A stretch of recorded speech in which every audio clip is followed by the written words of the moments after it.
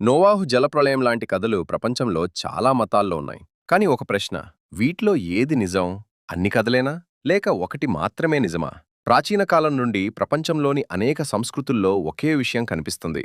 దేవుడు ఒక భారీ వరద ప్రపంచాన్ని నింపడం. ఉదాహరణకి మెసొపొటామియాలో ఎపిక్ ఆఫ్ గిల్గమేష్, గ్రీక్ కల్చర్లో డుకాలియన్ ఫ్లడ్ స్టోరీ, ఇంకా ఇండియన్ పురాణాల్లో మను కథ.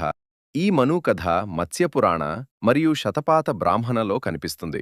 అక్కడ విష్ణు చేప రూపంలో వచ్చి మనుకి వార్నింగ్ ఇస్తాడు. కానీ బైబిల్లోని నోవాహు కథ మాత్రం అన్ని కథల్లా కాదు. ఇది వేగ్ స్టోరీ అసలే కాదు. ఇది డీటెయిల్డ్గా, స్ట్రక్చర్డ్గా ఉంటుంది. దేవుడు ఎందుకు జలప్రళయం తెప్పించాడు, ఎవరు రక్షించబడ్డారు, ఇలా అన్నీ స్పష్టంగా చెప్పబడ్డాయి. కానీ ఇతర రచనల్లో పెద్ద సమస్య ఏమిటంటే వాటిలో ఒక క్లారిటీ ఉండదు.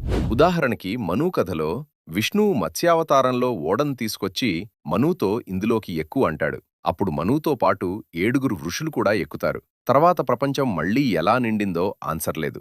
అలానే ఎక్కిన వాళ్ల వివరాలు పూర్తిగా కన్సిస్టెంట్గా కూడా ఉండవు. కానీ బైబిల్లో మనం చూస్తే నోవాహు ఒక్కడే కాదు, అతని పూర్తి కుటుంబం రక్షించబడింది. అంటే నోవాహు, అతని భార్య, అతని 3 కుమారులు, 3 కోడళ్లు, మొత్తం 8 మంది ఓడలోకి ఎక్కుతారు. ఇది చాలా ముఖ్యమైన పాయింట్. ఎందుకంటే హ్యుమానిటీ మళ్లీ పెరగడానికి మేల్ అండ్ ఫీమేల్ పేర్స్ అవసరం. ఇంకా బైబిల్ అక్కడే ఆగిపోలేదు. నోవాహు 3 కుమారుల ద్వారా నేషన్స్ ఎలా ఏర్పడ్డాయో కూడా చెప్తుంది.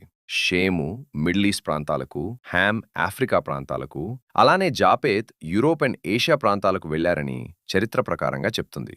అంటే నోవాహు జలప్రళయం అనేది కేవలం కథ కాదు, ఇది నిజంగా జరిగిన సంఘటన.